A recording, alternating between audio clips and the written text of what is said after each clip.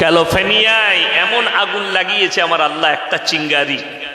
আজকে আমি গাড়িতে আস্তে আস্তে শুনছিলাম, মিডিয়াওয়ালারা বলছে শুধুমাত্র 160 কিলোমিটার গতিতে একটা ঝড় দিয়েছে, শুকনো এলাকা, গাছের ঘষা লেগে না হলে পাথরের ঘষা লেগে একটা আগুন ধরেছে। সেই একটা চিঙ্গারি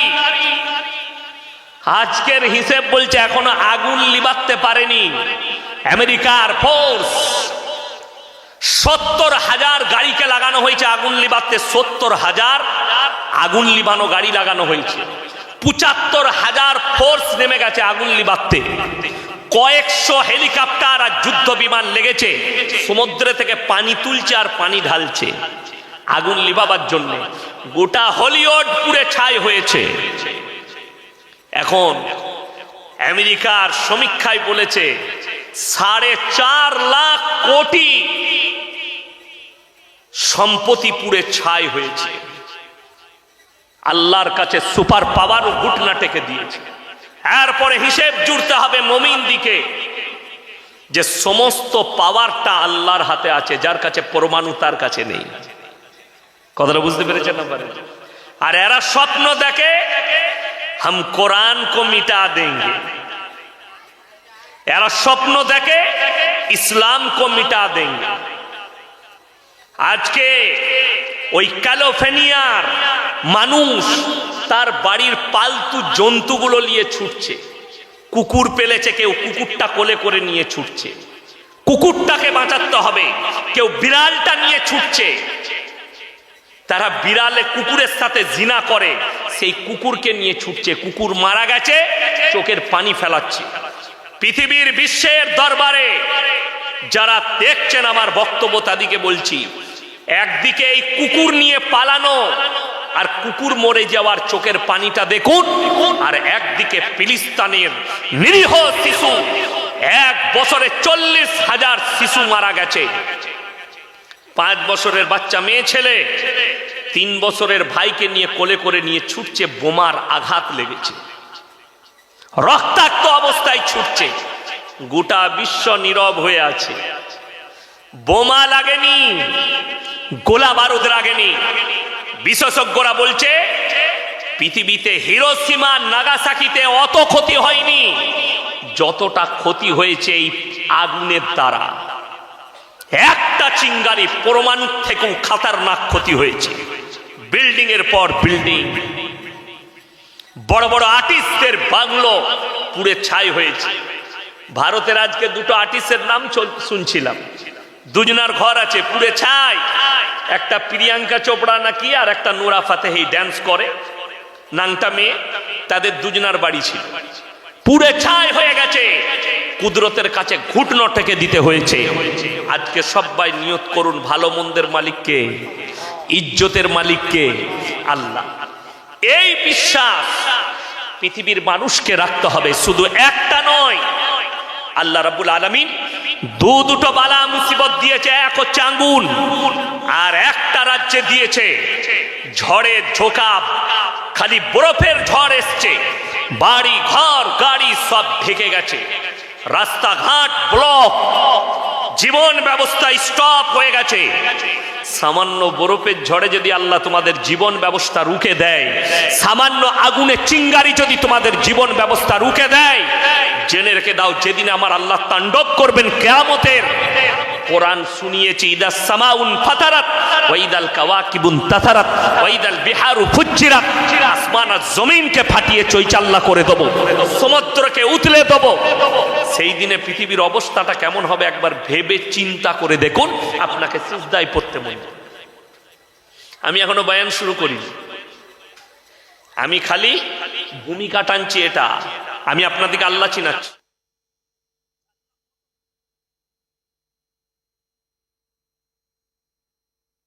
শুরু করব। পৃথিবীতে এখন সব থেকে বেশি বেঈমান কাফের ইহুদি নাসারাদের মাথা ব্যথা হচ্ছে দাড়ি, টুপি, মাদ্রাসা, মসজিদ, কোরআন, এই নিয়ে মাথা ব্যথা বেশি। কিন্তু আল্লাহর কসম করে বলছি, ইসলাম ইজ দ্য সেফটি। ইসলাম এমন ভাবে এসছে, আমরা মনে করি যে ইসলামটা নামাজ, রোজা, তসবিহ, তেলাওয়াত, হজ, যাকাত এর মধ্যেই সীমিত। ইসলাম বুঝে আসেনি। মাথা থেকে পা পর্যন্ত পরিপূর্ণ জীবন ব্যবস্থার নাম হচ্ছে ইসলাম। পরিপূর্ণ জীবন ব্যবস্থা, আপনার চলাফেরা, উঠা বসা, খাওয়া দাওয়া, ব্যবহার, আখলাক, চরিত্র, সবটার নাম ইসলাম। আপনি নামাজ পড়লেন, জিনা করছেন, আপনি ইসলাম পাননি। আপনি নামাজ পড়ছেন, বারাসাত বাজারে গিয়ে লটারির টিকিট কাটছেন, আপনি ইসলাম পাননি। আপনি কি পেয়েছেন? আমাদের দেশের মুসলমান মনে করে আমি গরুর মাংস খাই মানে আমি মুসলিম। আমাদের দেশের মুসলমান মনে করে আমি মুসলিম ঘরে জন্ম নিয়েছি মানে মুসলমান। কে বলল তোমাকে যে তুমি মুসলিম ঘরে জন্ম নিলে মুসলমান হওয়া যায়? তোমার মতো 100টা হারামখোর জন্ম নিয়েছে মুসলমান ঘরে, কাফের, মুশরিক, বেঈমান। আমি কলকাতায় প্রমাণ দিয়ে যাব। তসলিমা নাসরিন মুসলিম ঘরে জন্ম নিয়েছে না হিন্দু ঘরে? কথা বলে না? মুসলিম ঘরে। তাকে মুসলমান বলা যাবে? বলা যাবে। পাশে কলেজ আছে তো, কলেজের স্টুডেন্টরা হয়তো শুনছে, অনেকজন অনেক শিক্ষিত মানুষ মনে করে তসলিমা নাসরিন একজন স্পষ্টবাদী লেখিকা। তারা কান খুলে শুনে যান, বইটার নাম লজ্জা। বইটার নাম কি বললাম? লজ্জা। লেখিকা হচ্ছে তসলিমা নাসরিন। এই বইটা পড়ে দেখে নিবেন, এই বইয়ের মধ্যে তসলিমা নাসরিন লিখেছে, আমি আমার মাকে আমার চাচার মশারিতে দেখেছি। সে নিজে লিখেছে। আচ্ছা, যার জন্ম যার চাচা দিল সে বৈধ সন্তান না অবৈধ? অবৈধ। তাহলে তসলিমা নাসরিন হারামের আওলা। আর এই বইটা পড়ার পরে যে শিক্ষিত বলবে তসলিমা নাসরিন একটা স্পষ্টবাদী, জানতে হবে তারও জন্মের ট্রাভেলটা ঠিক এরকমই আছে। ওই জন্য আমাকে সবাই দাওয়াত দেয় না, আমার কথা ইঞ্জেকশনের মতো ফুটে যায়। আমি এমনি গাল খাওয়া বক্তা, আর আমি পরোয়া করি না। আমি কালকে বসিরহাটের কাছে ছিলাম, জায়গাটা কোন কি নাম গো যেখানে ছিলাম? স্বরূপনগর। কালকে ছিলাম। আমি কালকে বলেছি, শোনো, ফেসবুকে গালি দেওয়া খুব সহজ, ঠিক কি না? খালি লেখে ছেড়ে দিয়া, ইয়াসিন হারাম করে, এটা লেখে খালি ছেড়ে দিয়া। কিন্তু বাপের হিম্মত থাকলে স্টেজে এসে কোনোদিন গালি দিবি, তবে দেখব। স্টেজে এসে গালি দাও, তবে দেখব। আপনাদের এই কলকাতায় বাগুইয়াটি বলে একটা জায়গা আছে না, ওইখানে এক হারামের আওলাদ থাকে মুসলিমদের, নাম বলছে আমি মুসলমান, কিন্তু তাকে যে মুসলমান বলবে তার ঈমান চলে যাবে। তার নাম হচ্ছে নাজিয়া ইলাই খান। প্রতিনিয়ত দাড়ি টুপি ইসলাম কোরআনকে গাল দিচ্ছে, প্রতিনিয়ত। দেখে সে একটা ভিডিও করে বলেছে, এই মলি সাহেবকে আমি চর মারবো। আমি বলেছি, আমার পাটা তোর উপরে চপে গেলে তুই তলায় চলে যাবে, আমাকে কি করে মারবি? আমার 80 কিলো ওজন, তার উপরে পড়ে গেলে তলায় চলে যাবে। আর ও বলছে হুজুরকে মারবো, আমি আমাকে মারবে পেলে। তোকে যদি আমি পাই তোকে জুতোর মালা পরাবো, আমার জুতোটার মালা তৈরি করে পড়াবো। তোর কত বড় হিম্মত আছে? আমি বলেছি, চ্যালেঞ্জ দিলাম। আবার আমি বারাসাত থেকে চ্যালেঞ্জ দিচ্ছি ওই বাগুইয়াটির হারামের আওলাদকে, যদি হিম্মত থাকে তোর যতগুলো মিডিয়া আছে বস করা, কলকাতার যে কোনো স্টেডিয়ামে বস করা। আর আমার যতগুলো মিডিয়া আছে পশ্চিম বাংলায় আমি সাথে করে ডেকে নিয়ে যাব, লাইভ চলবে। ভারত, বাংলাদেশ, পাকিস্তানের লোক, হিন্দিতে, উর্দুতে, বাংলায়, যেটাতে আমার সঙ্গে ডিবেট করবি কর। আমি 10 মিনিট সময় নেব না, 10 মিনিটের ভেতরে প্রমাণ করাবো তুমি মুসলমান নও। এটা চ্যালেঞ্জ আমার। 10 মিনিট সময় লাগবে না আমার প্রমাণ করাতে। বড় কষ্ট লাগে কার ঘরে? মুসলমান। অথচ আপনি একটা অমুসলিম ভাইকে গালি দিচ্ছেন। কেন গালি দিন? কোরআন শোনায়, ওয়ালা তাসুবুল্লাযীনা ইয়াদউনা মিন দুনিল্লাহি ফায়াসুবুল্লাহা আদওয়াম বিগাইরি ইলম। হে আমার নবী, পৃথিবীর মানুষকে বলে দাও, মুমিনদিকে বলে দাও, তোমরা কারু দেবদেবীকে গালি দিও না। যারা আল্লাহ ব্যতীত অন্য দেবদেবীর উপাসনা করে তাদের ধর্মকে, তাদের দেবদেবীকে গালি দিও না। অজ্ঞাত অবস্থায় সে তোমার আল্লাহকে গালি দিবে। আমি মুসলমান হয়ে আমি আমার সমাজের লোককে আমার ধর্মটাই বুঝাতে পারলাম না, আপনি অন্য ধর্মকে গালি দিচ্ছেন। সবাই কোরআনকে বিশ্বাস করেন তো? হাত তুলে বলুন তো ইনশাআল্লাহ। কোরআনকে আপনি বিশ্বাস করেন, আর আমি প্রমাণ দিয়ে যাচ্ছি মুসলমান মুখেতে বলে আমি কোরআনকে বিশ্বাস করি, আমলেতে কোরআনের কতগুলো অস্বীকারী মুসলমান, এটা আমি আজকে এই বারাসাতে প্রমাণ দিয়ে যাব। কোরআন এমন এক মুকাদ্দাস কিতাব, আল্লাহর আসমানি কিতাব, আপনি অবাক হবেন। বড় বড় আলেমরা কিতাব লিখেছেন না লেখেন? মুহাদ্দিস, মুকাররির, মুফাসসির বহু কিতাব লিখেছেন। ভারতের একজন এমন আলিমে দ্বীন আছেন জিনার লেখা আরবি কিতাব মক্কা মদিনার ইউনিভার্সিটির সিলেবাসে আছে। জোরে বলুন না সুবহানাল্লাহ। তিনি অন্য কেউ নন, লখনৌ উত্তরপ্রদেশ লখনৌ নাদওয়াতুল উলামার প্রতিষ্ঠাতা মোল্লা আলমিয়া সাহেব নদভী রহমতুল্লাহ আলাইহি 4000-এর বেশি কিতাব লিখেছেন। 4000 কিতাব লিখেছেন। একটা পৃথিবীর মনীষীকে বার করে দেখিয়ে দেন 4000 বই কে লিখেছে। 2000 খুঁজে পাবেন না, 2000। 4000 বই লিখেছেন। এইরকম বহু মুহাদ্দিস, মুকাররির, আলিমে দ্বীন, তিনারা বড় বড় কিতাব লিখেছেন, বহু মনীষী কিতাব লিখেছেন। কিন্তু কারুর বইয়ের হেডিং এ লেখা আছে আমার লেখার মধ্যে কোনো ভুল নাই? কথা বলে না? একটা বই বাড়ি থেকে নিয়ে আসুন। যারা কলেজের স্টুডেন্ট ভাড়া আছে তাদেরকে বলুন একটা বই নিয়ে এসো যার হেডিং এ লেখা আছে আমার এই লেখার মধ্যে কোনো ভুল নাই। আমি ইয়াসিন এইখান থেকে ক্ষমা চেয়ে বাড়ি যাব, আর আমার পকেটে যা টাকা বেরোবে আমি তাকে দিয়ে চলে যাব। একটা বই নিয়ে এসো কোনো লেখকের, তার হেডিং এ লিখে রেখেছে আমার লেখার মধ্যে কোনো ভুল নাই। আল্লাহর কসম, কোরআনকে খুলে সূরা বাকারা আল্লাহ রাব্বুল আলামিন প্রথমে বললেন যালিকাল কিতাবু লা রাইবা ফি, আমার এই কোরআনে বিন্দুমাত্র সন্দেহের কোনো অবকাশ নেই। জোরে বলুন সুবহানাল্লাহ। এটা একমাত্র কোরআনে আল্লাহ লিখেছেন, বাকি কারোর কিতাবে নেই। আল্লাহ বললেন আমার এই কোরআনে বিন্দুমাত্র সন্দেহের কোনো অবকাশ নেই। এরপরে ডোজগুলো দুবার আমি বুঝিয়ে দিচ্ছি মুসলমান কিভাবে অস্বীকার করে। ইমানদারির সঙ্গে বলুন, কোরআনে আল্লাহ যে আমাদেরকে হুকুমগুলো দিয়েছে, যেগুলো হারাম দিয়েছে সেগুলো হারাম না হারাম নয়? যেগুলো হালাল বলছে ওগুলো হালাল না হালাল নয়? হালাল। এটা মুসলমান বিশ্বাস করে। কিন্তু ভেবে দেখুন, সুদ খাওয়া হারাম না হালাল? হারাম তো। তাইলে আশা করি আপনাদের এখানে কোনো সুদখোর মুসলিম নাই। কথা বলে না? আছে?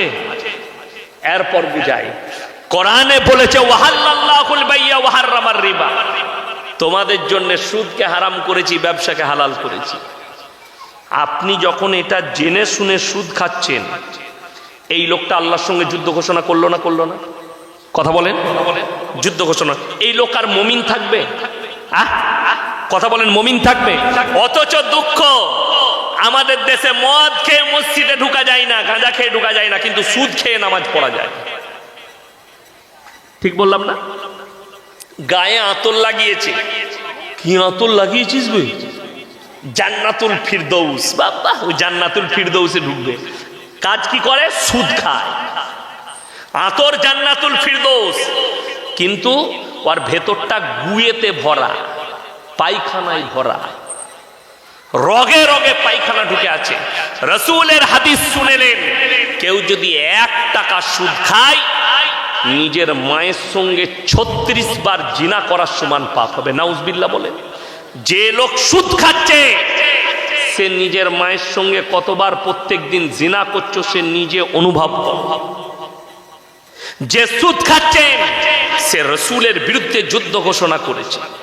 করেছে না করেনি? ইমানদারির সঙ্গে বলবেন, 5 ওয়াক্ত নামাজ পড়া ফরজ না ফরজ নয়? ফরজ। কোন লোক যদি জেনে শুনে এই ফরজ ছাড়ে, গুনাহগার না গুনাহগার নয়? আমাদের সমাজে 100টার মধ্যে 80টা বেনামাজি মুসলিম। ঠিক বললাম না ভুল বললাম? 80 জন বেনামাজি। আপনি কি করে নিজেকে বলছেন আমি একজন ইমানদার? কোন মুখে বলছেন আমি রাসূলকে মহব্বত করি? কোন ভাষাতে বলছেন যে আমি রাসূলকে মহব্বত করি? তোমার গরুর গোশত খাওয়াতে রাসূলের মহব্বত? আমাদের দেশের লোকের সমস্যা কোথায় জানেন? ফরজ ইবাদত নিয়ে মারামারি করে না, এরা নফল নিয়ে বেশি মারামারি করে। ফরজ নামাজ হারামখোর পড়ে না, কিন্তু শবে বরাতের রাতে ও নফল নামাজ ছাড়বে না। ঠিক বললাম না ভুল বললাম?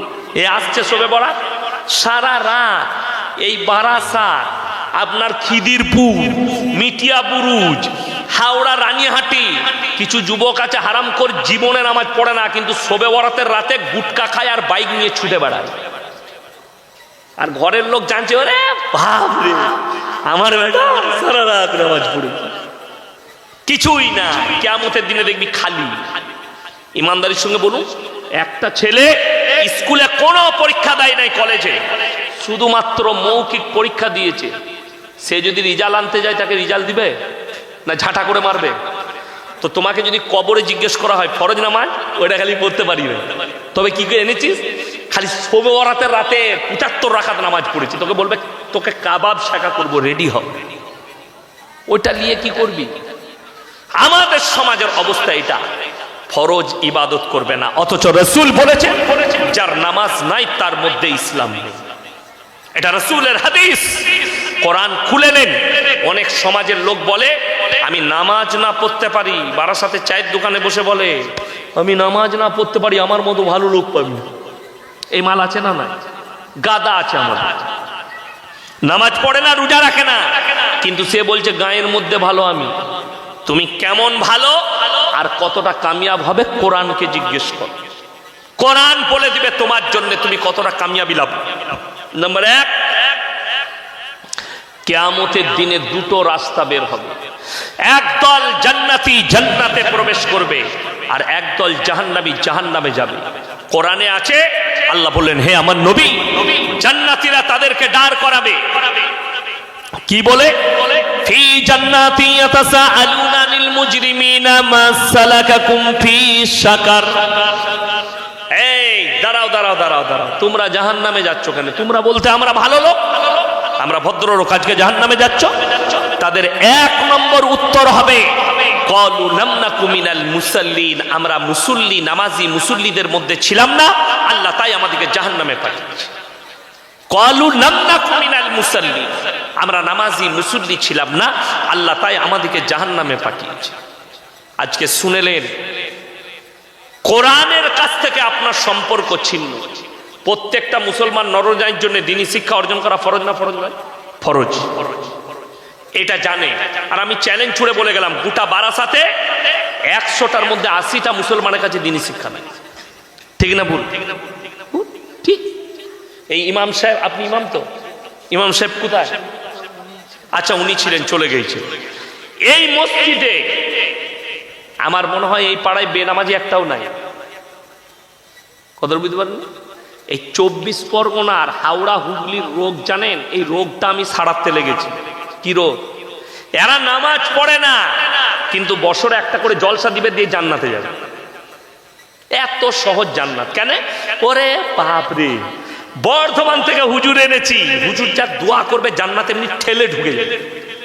তোর হুজুরও মার খাবে, তুইও খাবি। এই সমস্যার সমাধান কি করে হবে আল্লাহ ছাড়া কেউ জানে। সমাজ ধ্বংস হয়ে গেল। ওই আমাদের সমাজ এখন জলসা চলছে, হারাম হালালের বায়ান নাই, দিন বদ্দিনের বায়ান নাই, কুফরির বায়ান নাই, সমাজ কিভাবে ধ্বংস হচ্ছে তার বায়ান নাই। আছে কি? খালি অমুক পীরের গল্প, দাদর গল্প, চাচার গল্প, নানার গল্প দিয়ে জলসা শেষ। আর সুর করে বক্তব্য দিলে আমাদের মেয়েরা বলে হাই লোক কি সুর, বুঝলি কি? বুঝে নাই কিচ্ছু। আর হুজুর আপনার সুর দিয়ে জলসা করছে, সুরে জলসা শেষ। বুঝলি কি? হুজুর বুঝি না কিছু, হুজুরের গলাটা ভালো ছিল। ওই কিছু হুজুর বেরোইছে হারামখোর, 2 ঘন্টা বায়ান করছে, 1 ঘন্টা গজল পড়ে কাটিয়ে দিচ্ছে। গজল পড়ে কাটাচ্ছে। সমাজ গজলের দ্বারা কি পাবে? সমাজ গল্পের দ্বারা কি পাবে? আমার আব্বা কিভাবে আলেম হয়েছে আমি ওই গল্প শোনাতে আসবো আপনাকে?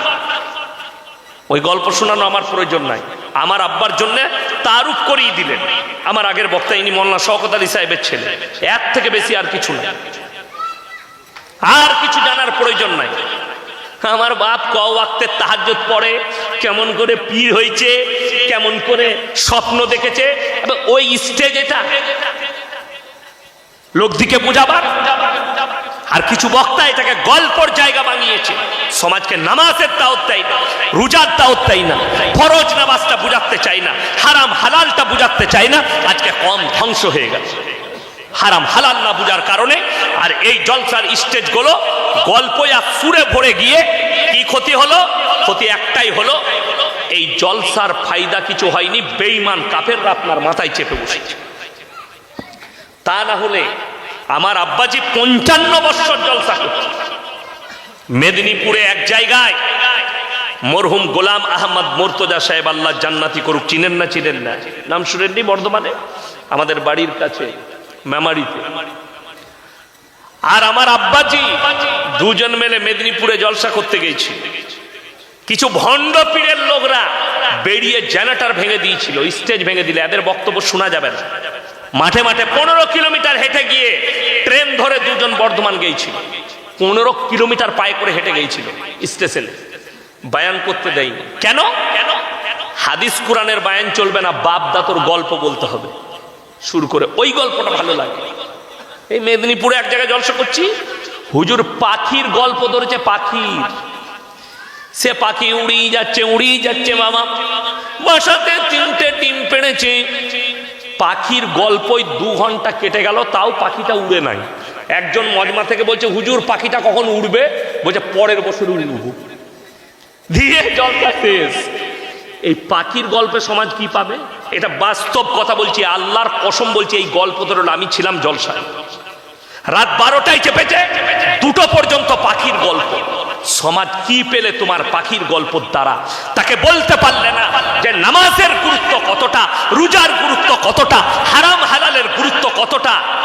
এই বায়ান না করে বাপ দাদর গল্প, পাখির গল্প, বাঘের গল্প, পীরের গল্প, এই করে জলসা শেষ। আর কম শেষ হয়ে গেল। আর আমাদের কম, আমরা তাকে স্টেজে ধরতে পারলাম না যে আমরা গল্প শুনতে আসিনি। বাপ দাদর গল্প পরে শোনাবেন, মোবাইলে বলে দিবেন ঘরে বসে আমার বাপ দাদর গল্প। আমরা ফেসবুকে শুনে নেব। আজকে নামাজের কথা বলেন, আজকে রোজার কথা বলেন, আজকে কম কি করে বেঈমান কাফেরের হাত থেকে বাঁচবে এটা বলেন। আপনার বাড়ির কাছে কলেজ আছে, যদি হিম্মত থাকে প্রশাসন বাবুদিকে ডাকুন, এখানে বসে শুনবে। আমি বায়ান করে যাচ্ছি, আমি মৌলবি শওকতের বেটা, ইয়াসিন বুক ফুলিয়ে বলে যাচ্ছি। আজকে ধ্বংস হয়ে গেল কম, আর ইহুদি নাসারা খ্রিস্টানরা বড় কার্যকলাপ চালিয়েছে ভারতের মাটিতে। তারা কামিয়াবি লাভ হয়েছে। তা না হলে কলকাতার বুকে আপনার বারাসাত থেকে শুরু করে কলকাতা নিউ মার্কেট, কলকাতা আপনার পার্ক স্ট্রিট, যতগুলো জায়গা আছে, অমুসলিম ভাইদের থেকে, খ্রিস্টানদের থেকে হিন্দু আর মুসলিমদের ছেলেরা ক্রিসমাস বেশি পালন করেছে। যদি কোনো হিন্দু ভাইদের পণ্ডিত থাকে বাপের বেটা, আর যদি আমার কাছে স্টেজে এসে বলতে পারে না হিন্দু ধর্মে ক্রিসমাস আছে, আলহামদুলিল্লাহ, আমি তার শুকর আদায় করি। মুসলমান আমরা ঈসা নবীকে বিশ্বাস করি যে আল্লাহর পয়গম্বর। সবাই করবেন, জোরে বলুন ইনশাআল্লাহ। Merry Christmas. এটা কি দিয়ে এলো? এটা কার লাগে? আরে এটা কি এমনি দিয়েছে? আমাকে হুজুর ভেবেছে। ও খেতে খেতে বায়ান করব। আমি পানি ছাড়া কিচ্ছু খাই না। আমার ইঞ্জিন গরম আছে, এমনি গরম লাগবে না। ঠান্ডা পানি আছে তো এখানে দেখেছি আমি। হ্যাঁ, তোমার চিন্তা নাই, তুমি বসো চুপচাপ, বায়ানটা শুনো খালি। আমি কি বীজ মেরে যাচ্ছি, তুমি বসে শুনো, তারপরে পরে বুঝবো। চা লাগবে না, আমার ইঞ্জিন গরম আছে না? নাই আছে। আমার ইঞ্জিন ঠান্ডা থাকে না, অসুবিধা নাই। তো আমি যেটা বলছিলাম, কি বললাম ভুলে গেলাম। ক্রিসমাস, তারা বলে মেরি ক্রিসমাস। হাজার হাজার মুসলিম যুবক যুবতী তারা মেরি ক্রিসমাস পালন করছে। আর এগুলো কোনো চাষিবাসী নয়, এগুলো কোনো কাজ করনেওয়ালা ছেলে নয়, এগুলো কোনো মেথর নয়, এগুলো মাঠে খাটা ছেলে নয়, সব কলেজ ইউনিভার্সিটি পড়ুয়া ছেলে মেয়ে। তারা গেইছে, তারা নগ্নতাকে বেশি পছন্দ করছে। আর পশ্চিমী দুনিয়াকে যারা ফলো করবে, তারা নগ্নতাকে বেশি পছন্দ করবে। আর আল্লাহর কসম করে বলছি, ইসলাম নগ্নতা দেয়নি। যারা মনে করছেন এই মৌলবীরা মডেলিং জানে না, যুগটা মডেলিং, আল্লাহর কসম খেয়ে বলছি, তুমি যদি কলেজ স্টুডেন্ট হও, তুমি প্রফেসর হও, তুমি ইঞ্জিনিয়ার হও, আর তোমার যদি বাপের হিম্মত থাকে তুমি স্টেজে এসে আমার কাছে পাশে বসো, তোমাকে কেউ আঘাত করবে না। আমি তোমার কাছে প্রমাণ দিয়ে যাব এই বারাসাতের মাটিতে। ইসলাম 1400 বছর আগে এসছে, ইসলাম মডেলিং ছিল, আছে, আর কিয়ামতের সকাল পর্যন্ত মডেলিং থাকবে। জোরে বলুন সুবহানাল্লাহ। তার এক নম্বর প্রমাণ, এই বারাসাত থেকে যদি স্টার্ট করি, বারাসাত থেকে এয়ারপোর্ট, এয়ারপোর্টের রোড ধরে একবারই গিয়ে বালি ব্রিজ পার করে দিল্লি রোড, যতগুলো টাউন পড়বে বিহার নয় দিল্লি পর্যন্ত, প্রত্যেকটা শহরে লাইসেন্সধারী মদের দোকান আছে না নাই? কথা বলেন। আচ্ছা, মদ খেলে লাভ আছে না ক্ষতি? ক্ষতি আছে। কোরআন কি বলেছে?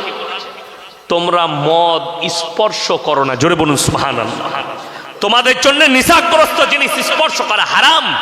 আল্লাহ হারাম করে দিলেন 1400 বছর আগে। আর তুমি লাইসেন্স দিয়ে রেখেছো, মডেলিং এর যুগ হচ্ছে, লাইসেন্স দিয়ে দাও, মদ খাও। যতগুলো জিনা হয়েছে, যতগুলো ধর্ষণ হয়েছে, যতগুলো মার্ডার হয়, সব নিশাগ্রস্ত অবস্থায় হয়, একটাও ভালো অবস্থায়। খোঁজ নেন, রক্ত টেস্ট করুন, রিপোর্টটা গিয়ে দেখুন।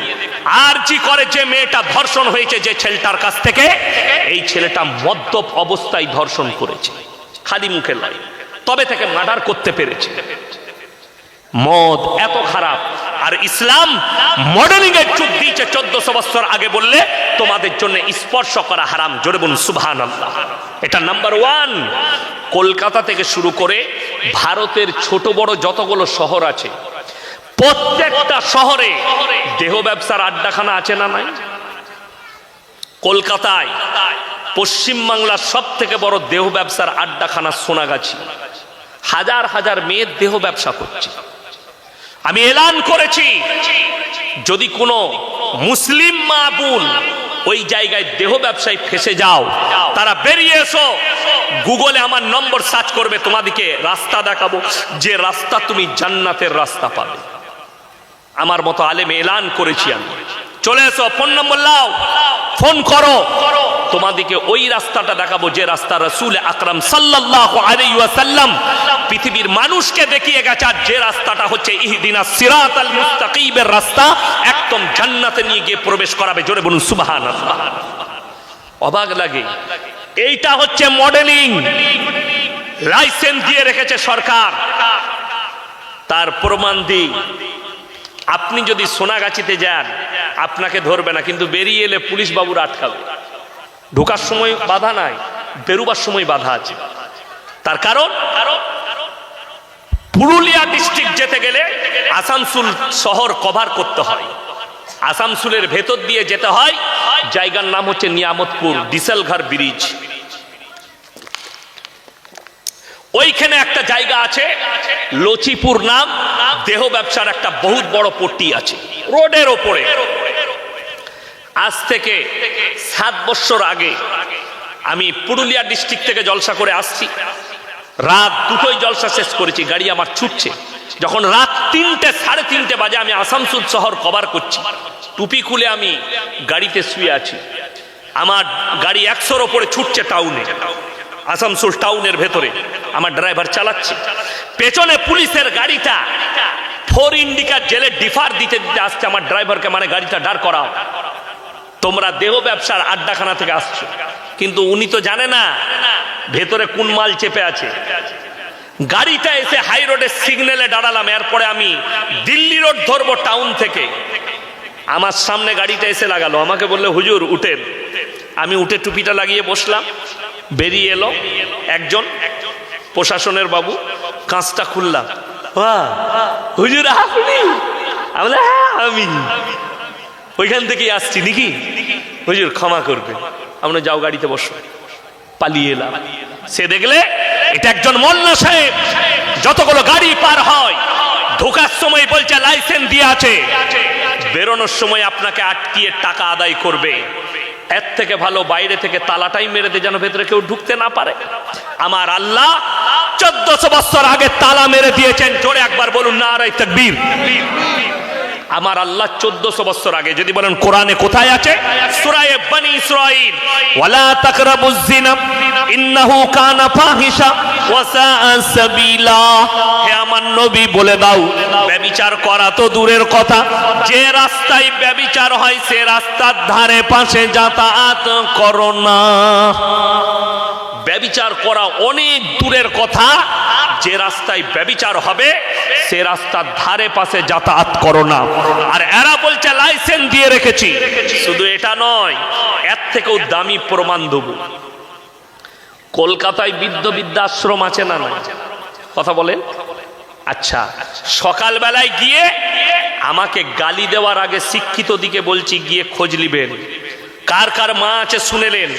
ডাক্তারের মা, প্রফেসরের মা, ইঞ্জিনিয়ারের মা, আপনার আইপিএস এর মা, উকিলের মা, ব্যারিস্টারের মা, জজের মা, ডাক্তারের মা, মা বাবারা ওখানে আছে, চাষিবাসীর নয়। ঠিক বললাম না ভুল বললাম? যদি আমার কথা মিথ্যা হয়, আগে প্রমাণ নিয়ে এসো, তারপরে আমাকে ফোন করে গাল দিবে। আর যদি তুমি বাপের বেটা হও, আমি রাতের বেলায় একদিন আসবো, তোমার কাছে থাকবো, যেদিনে জলসা থাকবে না, তোমাকে সাথে করে নিয়ে আমি সকালে যাব আর তোমাকে প্রমাণ করিয়ে দেব।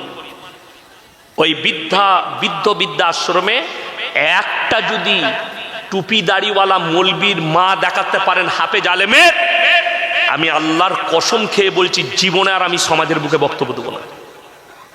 চ্যালেঞ্জ ছুড়ে বললাম, জীবনে আর বক্তব্য দেবো না। আমি মাদ্রাসায় গিয়ে ক্লাস করতে লেগে যাবো কালকে, আর জীবনে কোথাও বক্তব্য দিতে যাব না। যদি প্রমাণ দিতে পারেন একটা হাফিজে কোরআনের মা আছে, একটা আলেমের মা আছে, একটা ইমামের মা বাপ আছে, দেখাতে পারেন। যদি বলেন কেন নেই, সবাই একবার সুবহানাল্লাহ বলুন। আচ্ছা, ভারতবর্ষের মাটিতে কোনো যদি বাপের বেটা শিক্ষিত থাকে, মুসলিম হোক অমুসলিম হোক, হাত তুলে খালি আমাকে প্রমাণটা বলে দাও, এই ভারতের মাটিতে মুসলমানদের কটা বৃদ্ধাশ্রম আছে, কোথায় আছে? একটাও আছে? জোরে বলবেন না সুবহান।